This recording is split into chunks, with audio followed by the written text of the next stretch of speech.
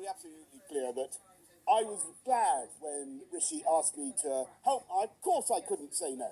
And I'm here for one reason and one reason only, which is the same reason as all of you, all of us are here. We're here because we love our country. And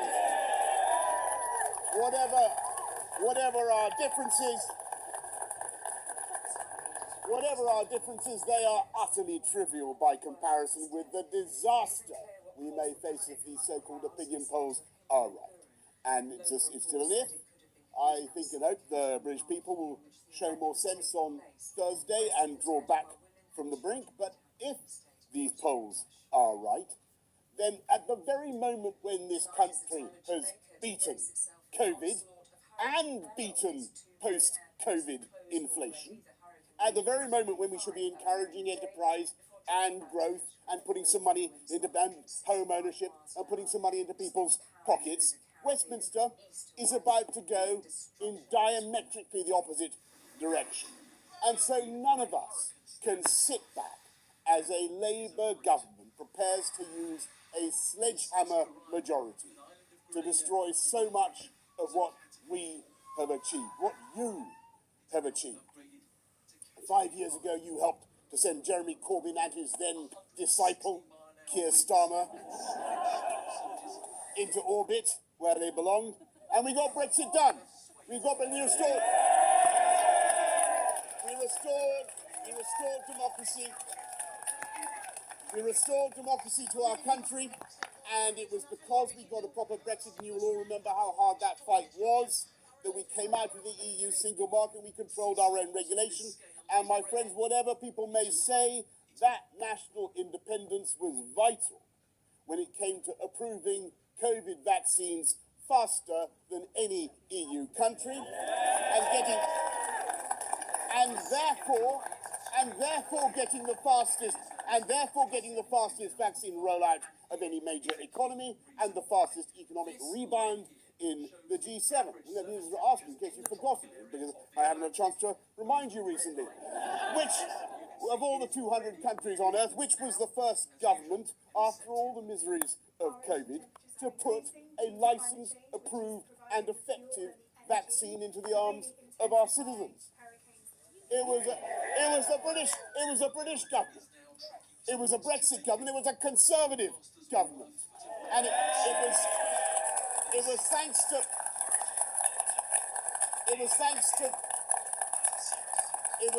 to Brexit, which you helped to deliver. This country was able to take the lead in standing up for Ukraine, in delivering the AUKUS agreement, many other things, taking back control of our money, our laws. Thanks to Brexit, that we can today finally legally control our own borders.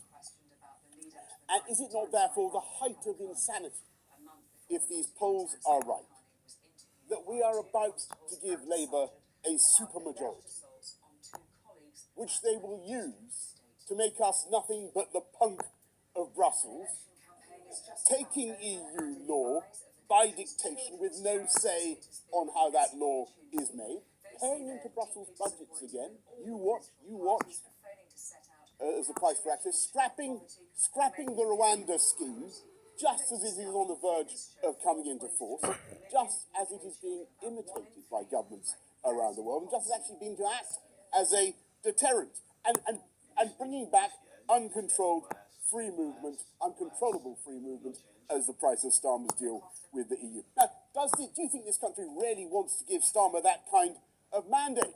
I don't think they do, and yet Labour are so cocky that they're so complacent, they're so smug, they're barely concealing their agenda anymore.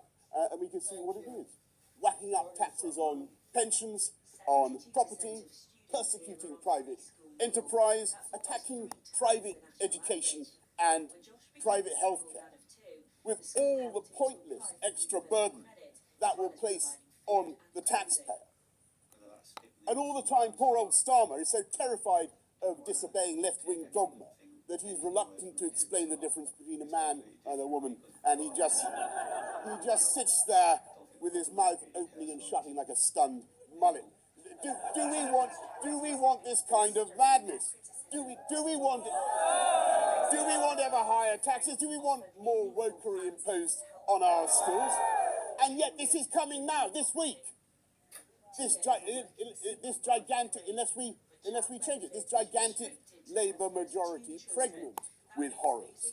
Because even though Labour's share of the vote right now is far lower than ours was in 2019, and even though Starmer has record low approval ratings for a man in his position, supposedly on the verge of office, our system, I'm afraid, will deliver that supermajority because too many good, kind, moderate Tories are about to vote for other parties, apparently, and thereby get exactly the opposite of what they really want. Even if those other parties turn out to be full of Kremlin crawlers who actually make excuses for Putin's 2022 invasion of Ukraine.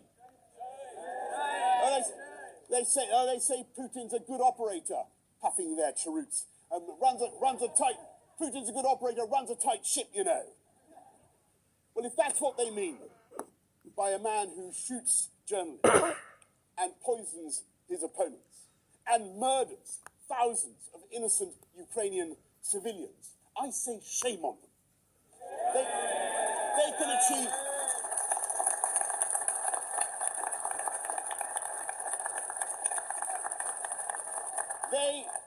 They can achieve nothing at this election except to usher in the most left-wing Labour government since the war with a huge majority, and we must not let it happen.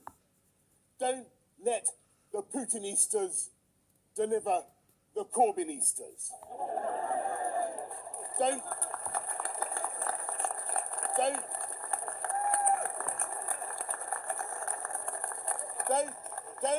let Putin's pet parrots give this entire country psittacosis, which is a disease you get, by the way, from cozying up to pet parrots.